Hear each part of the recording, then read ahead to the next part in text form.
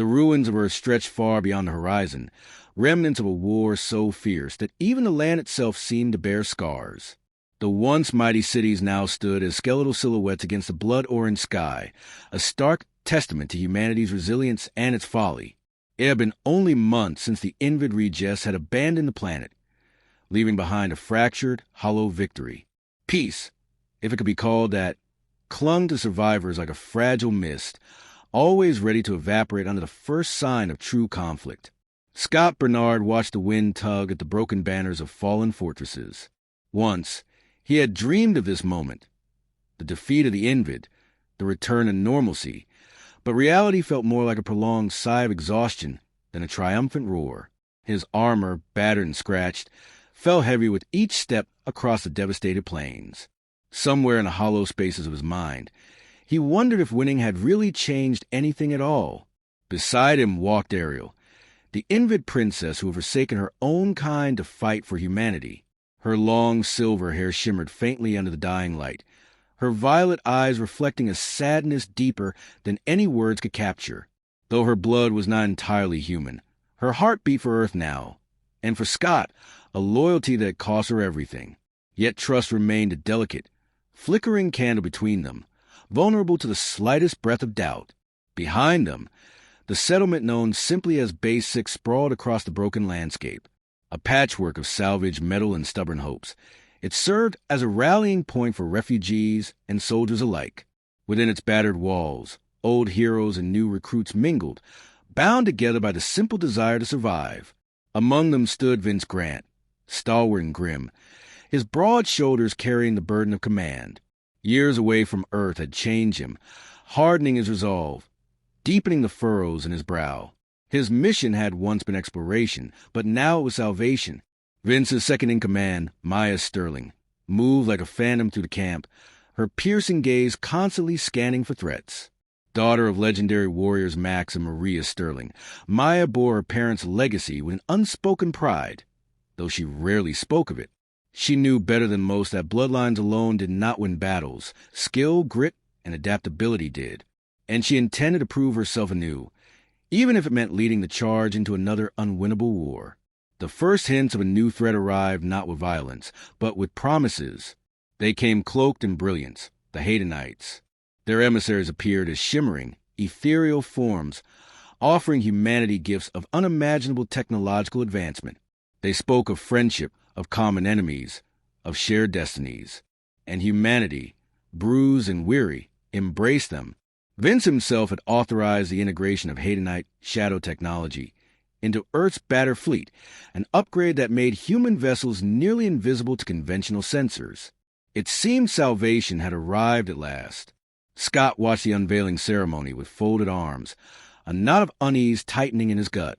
The Haydonite envoy, a radiant figure of light and geometric patterns, extolled the virtues of their technology with an almost religious fervor. The gathered crowd, desperate for hope, drank in every word. Beside him, Ariel stood motionless, her expression unreadable. "You don't trust them," she said quietly. Scott shook his head, his jaw tightening. Trust is earned, not given away because it's convenient. Ariel nodded, as if she had expected no other answer. She had seen too many betrayals, both human and Invid, to believe in easy alliances. And yet, what choice did they have?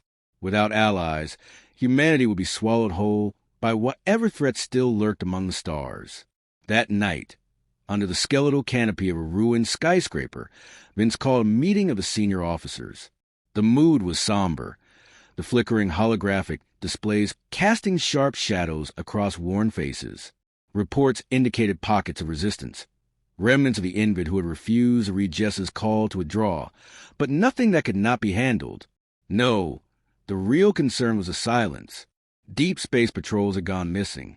Communications with outlying colonies had gone dark. Entire fleets, upgraded with Haydonite technology, had simply vanished. The Haydonites offered reassurances, suggesting technical glitches or localized phenomena, but the explanations rang hollow. Vince's voice cut through the tension like a blade. "We cannot assume the worst, but we must prepare for it. The Archangel will serve as our contingency.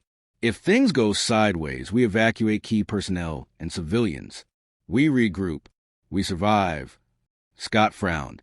What if it's already too late? Vince met his gaze, steel against steel. Then we fight, until there's nothing left to fight with. After the meeting, Scott found himself wandering the outskirts of Base 6, his mind churning. Every instinct screamed that something was wrong, that they were walking into a trap. But instinct alone could not build defenses or rally armies. For now, he would have to play the game and hope he could still find a way to win. Behind him, soft footsteps crunched against the rubble. He turned to see Maya approaching, her expression as unreadable as ever. "You look like a man about to jump out of his own skin," she said, stopping a few feet away. Scott offered a humorless smile, just thinking how history has a habit of repeating itself. Maya's eyes narrowed slightly. Then maybe it's time someone changed the ending. Before he could respond, a low hum filled the air, followed by a flash of light at the camp's perimeter. Shouts rang out. The ground trembled. Both Scott and Maya drew their weapons instinctively, rushing toward the commotion. Figures materialized from the darkness, sleek, mechanical constructs unlike any known to humanity. They moved with terrifying precision, cutting down guards before the alarm even finished sounding. The Haydonites had arrived, not as saviors, but as executioners. Scott ducked behind a scorched vehicle as energy blasts ripped through the air. Overhead, base's excess defense cannons sputtered to life, belching fire at the advancing machines. Civilians screamed, scattering for cover. Vince's voice barked over the comm channels, ordering an immediate counterattack. But chaos had already taken root. Through the smoke, Scott caught a glimpse of Ariel, her hands glowing with residual invid energy. She hurled a wave of force against an attacker, sending it sprawling, but more took its place. Maya moved like a blade of ice, cutting down enemies with brutal efficiency. But even she was being pushed back. Scott knew then that this was no isolated incident. This was a coup, a calculated betrayal. The Haydonites had armed humanity only to sabotage it from within, turning their own weapons against them. He pressed his comlink, his voice grim. "All units, fall back to the Archangel. This is a full-scale assault." The order carried through the chaos, and slowly, desperately, survivors began to converge toward a last hope they had left. Scott sprinted through the smoke, Ariel close behind, the sounds of war swallowing his words. They had won the last war only to stumble blindly into a new one for which they were terrifyingly unprepared. The corridors of the Archangel thrummed with life as the battered survivors of Base 6 flooded aboard. Every step Scott Bernard took echoed with the weight of loss. Each face he passed marked by exhaustion and grief. Engineers shouted orders across the bay as they attempted emergency repairs, welding plates over new scars in the ship's aging hull. Nurses tended to the wounded, patching them up as best they could with dwindling supplies. The ship had been built for exploration, not war, but now it had become their only sanctuary. Scott moved with purpose through the chaos, Ariel shadowing him in silence. She was a beacon of calm amid the storm, but he could feel her fear radiating beneath her composed exterior. The betrayal of the Haydonites had shaken them all. There had been no warning, no ultimatum, only annihilation. In the Archangel's Tactical Operations Center, Vince Grant stood over the central holomap, his massive hands planted firmly on the table's edges. Maya Sterling and Marcus Rush flanked him, their faces grim. The map flickered between images of friendly and enemy positions, but the sea of red markers outnumbered the green by an alarming margin. "We're outnumbered, outgunned, and outmaneuvered," Vince said without preamble as Scott entered. His voice, usually steady, carried an edge of anger that barely masked his concern. "We've lost communications with the Valiant and the Perseus. Haydonites hit them first, hacked their shadow drives, turned our greatest asset into our greatest liability." Scott frowned. "If they've compromised our tech, that means every ship with Haydonite systems is a target." "Exactly," Vince growled. "We trusted them. We let their upgrades into our fleets, our defense grids, hell, even our life support systems. And now they can tear us apart from the inside out." Maya's voice was low, razor sharp. "We need to assume nothing is safe. No weapon, no shield. If it has Haydonite components, It's a vulnerability. Marcus slammed a fist against the table, rattling the displays. How the hell did we miss this? How could we be so blind? Scott's gaze drifted to the map, where Haydonite ships move with mechanical precision, cutting off escape routes, herding survivors like cattle. Because we wanted to believe in them, he said quietly. We were so desperate for an end to the fighting that we let ourselves hope they were different. A heavy silence settled over the room, broken only by the background hum of the ship's wounded systems. It was Vince who finally pulled them back into action. We have to make it out of this sector, he said. The Archangel is too valuable to lose. If we can reach deep space, we might be able to rally what's left of the fleet, warn the other colonies. Scott straightened. What's the plan? Vince's grimace was all the answer needed. We punch through, gather every fighter still operational, cover the Archangel's escape.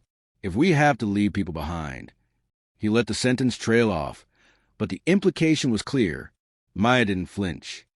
We won't leave more than we have to. Preparations began immediately.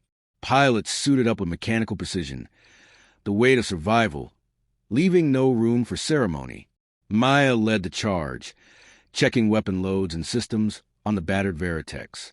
Marcus barked orders to the ground crews, his usual cocky bravado replaced by a sharp, professional focus. Scott worked alongside them, a silent anchor for those around him, though inside he wrestled with a storm of guilt and anger. Hours later, the hangar deck trembled as fighters launched into the dark void, forming a protective ring around the Archangel. Scott's Veritech glided into position beside Maya's, their wings slicing through blackness as debris and the shattered remains of satellites drifted past. Ahead, the enemy fleet glittered like a malevolent constellation, blocking their path to salvation. The first wave hit them like a hammer. Haydonite drones surged forward, sleek and deadly, their energy blasts carving luminous scars across the night. Scott rolled his fighter, narrowly avoiding a barrage, and opened fire. His missiles found their mark, vaporizing a drone into molten fragments.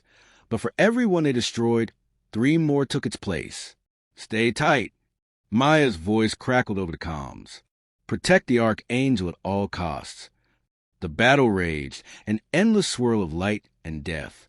Scott moved on instinct, weaving through enemy fire, covering retreating transports, rallying stragglers back into formation. In the cockpit, time lost meaning. Only survival mattered. Through the chaos, Scott glimpsed Ariel aboard one of the gunships, her hands pressed against the console, her powers amplifying the ship's defenses.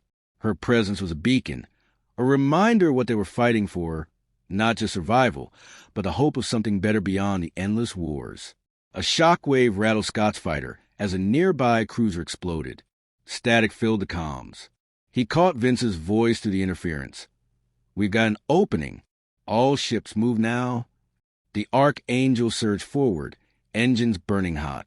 Fighters fell in behind it, forming a desperate shield. Scott and Maya fought like possessed spirits, cutting down any drone that strayed too close. But it wasn't enough. The Haydonites adapted quickly, targeting weak points, predicting human tactics with unnerving precision. One by one, friendly fighters were picked off, their deaths punctuated by brief flares of light before the darkness swallowed them whole. Scott! Marcus's voice burst through the comms, thick with urgency. They're locking the sector. We're not going to make it unless someone buys us more time. Maya's voice was grim. I'll do it. Before Scott could protest, her Veritech peeled away from the formation, heading straight into the densest swarm of enemies. She fired relentlessly, drawing their attention, forcing them to chase her instead of the Archangel. It was a suicide run, and they all knew it. Maya, fall back. Scott barked. No. Her voice was steady, resolute. You have to get them out of here. That's an order, Lieutenant. Scott's hands tightened on the controls. Every fiber of his being screaming to ignore her, to charge in after her. But he knew she was right. If he hesitated, they would lose everything. Gritting his teeth, he pulled his fighter back into position. The Archangel plunged into deep space, engines flaring brighter than stars, slipping free of the Haydonite trap. Behind them, the battlefield fell away, consumed by a kaleidoscope of fire and ruin. Inside the ship, the mood was grim. Survivors crowded into the observation decks, staring at the void in silence. No cheers greeted their escape, only quiet prayers for those left behind. Scott stood apart, his helmet tucked under one arm, watching the distant flicker of explosions fade into the endless night. Ariel joined him, her expression etched with sorrow. She knew what she was doing, Ariel said softly. That doesn't make it easier, Scott replied. Vince approached, his face carved from stone. We're not safe yet. They'll come after us. And next time we may not be so lucky. Scott nodded, his jaw set. Then we find another way. We survive. We fight. Somewhere beyond the blackness, the Haydonites were regrouping, calculating, preparing their next move. The war wasn't over. It had only just begun. The cold silence of space enveloped the Archangel as it drifted into the deep expanse, its engines barely humming.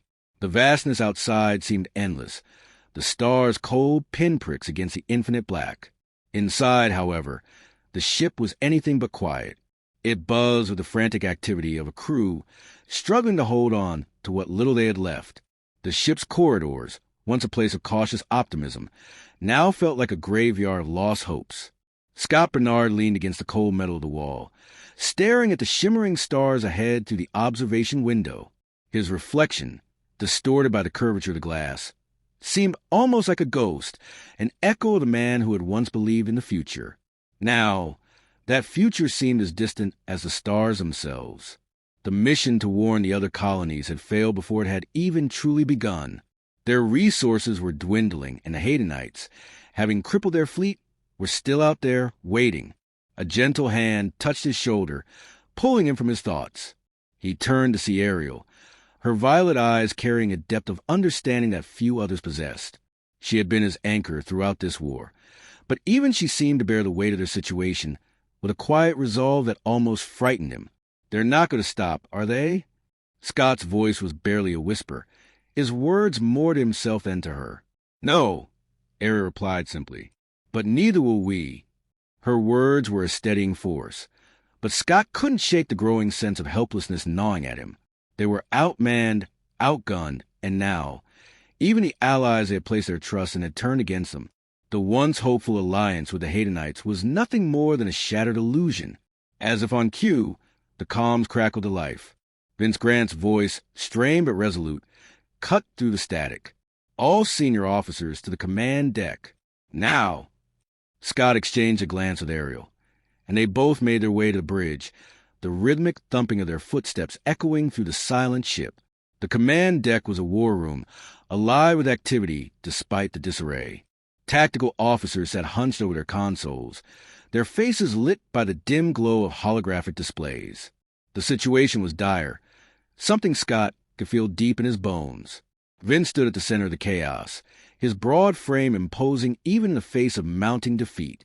His eyes were hard, but there was a weariness beneath that strength, a fatigue that only the true weight of command could bring. Maya Sterling stood by his side, her posture straight, but Scott could see the flicker of doubt behind her usual confidence. It was a kind of doubt that only arose when the stakes were too high, and even the best soldiers knew they couldn't win. We've managed to make it this far, but the Haydonites won't let us rest long, Vince said, his voice carrying the gravity of the moment. They've adapted. They're using our own technology against us. We're not just facing an enemy. We're facing a ghost. A quiet murmur rippled through the room, the word ghost carrying far more weight than anyone wanted to admit. Scott's mind raced back to the earlier encounters, the way the Haydonites had seemed to anticipate their every move, counter their every tactic. It wasn't just technology they were dealing with. It was something far more insidious, a presence that was always one step ahead. We got two options, Vince continued, his voice cutting through the tension. We can try to outrun them, head deeper into the uncharted regions of space, or we can make a stand here. Either way, we're not going to get far without support. And the only way we're getting that is by reaching the other colonies, and soon. The room fell silent. The Archangel's engines hummed softly beneath their feet, a constant reminder of their fragile existence. Every decision from this point forward could mean life or death for everyone aboard. Scott felt the weight of the choices pressing down on him. "What's our plan, Vince?" he asked, his voice steady, but his mind racing. Vince met his gaze, his jaw tight. "We're going to make a run for it. Get to the nearest colony, Arcadia. It's a long shot, but it's our best bet." "Do you really think Arcadia is still safe?" Maya's voice was sharp, laced with skepticism. "We don't even know how far the Haydonites have spread. We don't have the luxury of waiting for answers," Vince shot back. "Arcadia is the last place we know that could still hold out against the Haydonite advance. And if we don't make it there, then we'll die trying. But we will warn them. We won't let this nightmare spread any further." There was a moment of tense silence as the crew processed his words. Then, one by one, they nodded. No one here was ready to give up, least of all Scott. They had all been through too much to turn back now. The plan was set in motion immediately as the Archangel adjusted its course toward Arcadia. The crew rallied to their posts. Fighters were prepped, weapons calibrated, and shields tested. Everyone had a role to play, and everyone knew that this might be their last mission. Scott and Ariel remained by each other's side, both preparing mentally for the battle ahead. Scott's mind raced. There was too much they didn't know, too much that could go wrong. But one thing was certain. They couldn't afford to fail. Not now. In the cockpit, Scott's hands hovered over the controls of his Veritech. The familiar weight of the cockpit, a small comfort in the face of the unknown. He couldn't shake the feeling that they were being watched, that the Haydonites were already planning their next move, waiting for them to make a mistake. He wasn't wrong. The moment they made the jump into hyperspace, the enemy was already waiting for them, their ships appearing out of nowhere in the path of the Archangel, engaging evasive maneuvers. Vince's voice blared through the comms as the ship's hull shuddered under enemy fire. The Archangel lurched as blasts of energy tore into its shields. Scott could feel the impact, even through the thick armor of his Veritech. His heart pounded in his chest as he twisted the controls, guiding his fighter into the fray. Behind him, Ariel was already there, her own Veritech darting through the chaos like a shadow. "Maya, Marcus, get those fighters out of here," Scott called, his voice tight with urgency. "We need to make it to Arcadia, now." But it was already too late. The Haydonites were everywhere, their ships swarming like a pack of predators. The initial assault had been a decoy, a way to keep them distracted while they deployed their true weapon. A massive warship, its sleek form gleaming with ominous energy, emerged in the depths of space, its weapons charging for a final, devastating strike. Scott's pulse quickened as he locked eyes with the oncoming vessel. They had no choice now but to fight, and hope that, somehow, they could survive long enough to warn the galaxy. "All units, engage!" Vince's command rang out through the comms. The Archangel's weapons fired back, but the sheer power of the Haydonite warship's energy shields made it almost impossible to break through. Yet, amid the chaos, Scott noticed something that sent a chill down his spine. The warship wasn't acting alone. In the shadow of its immense hull, smaller craft moved silently, taking positions around the Archangel. "We're not just fighting for survival anymore," Scott muttered to himself. "We're fighting for our future." The silence that followed the Archangel's escape felt heavier than the fiercest barrage of enemy fire.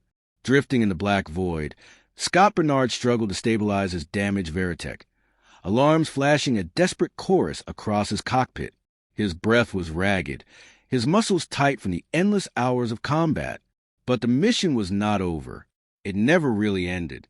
"Scott, come in. Respond." Ariel's voice crackled through the comm, carrying a sharpness that pulled him back from the edge of unconsciousness. He blinked hard, forcing his mind to focus. His systems were barely functional, yet somehow he had survived. The Haydonites, diverted by Maya's last assault, seemed momentarily disoriented, giving the survivors a slender thread of hope. "I'm here," Scott rasped, pushing his Veritech into a slow, cautious glide toward Ariel's signal. Every movement of the ship felt precarious, a whisper away from total failure. But he had no intention of dying alone in the middle of this battlefield. Ahead, Ariel's fighter hovered, battered but operational. Her expression, visible through the secondary comm screen, was a mixture of relief and exhaustion. "You're alive," she said, a breathless statement of fact rather than celebration.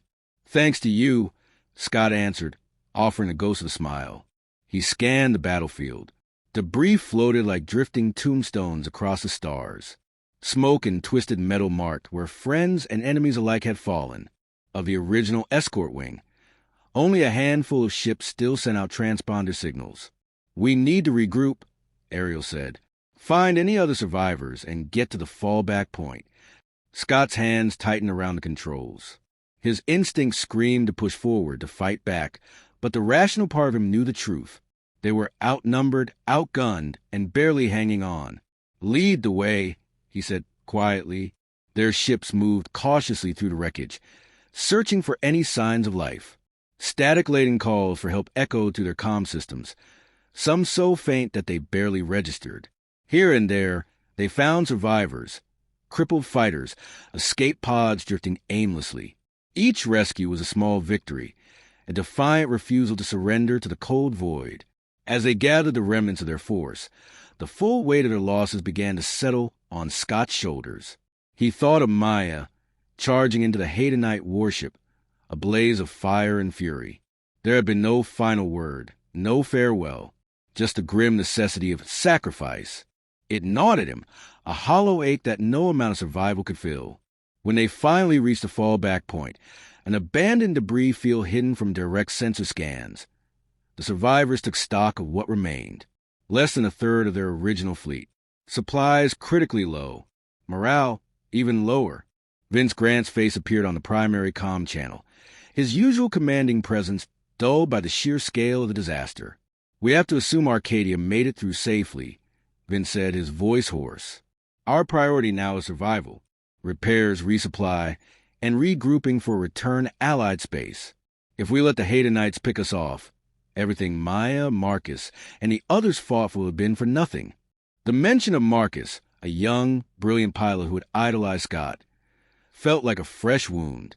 Scott lowered his gaze, fighting the surge of guilt. He had promised to protect them all, and now most were gone. Ariel caught his eye across the briefing feed, her gaze firm. She saw his pain, understood it, but there was no judgment there, only the shared burden of leadership. They could mourn later. Right now, they had to endure. Hours stretched into days as they repaired what they could. Makeshift workshops were set up inside the remaining larger ships, scavenging parts from wrecks to patch together functionality. Every pilot pulled double duty, mechanic, medic, lookout. It was grueling, relentless work, but it gave them purpose. Purpose kept despair at bay. One evening, as Scott tightened the coolant line inside his Veritech, Ariel approached. She carried 2 ration packs and a quiet smile. "Thought you could use a break," she said, offering one. Scott took it with a nod, grateful for the simple kindness. They sat together in the dim light of the maintenance bay, the silence between them comfortable rather than oppressive. "You were close to Maya," Ariel said after a while, her voice gentle. Scott stared at the floor for a moment before answering. She was strong, brave. She believed in the mission even when the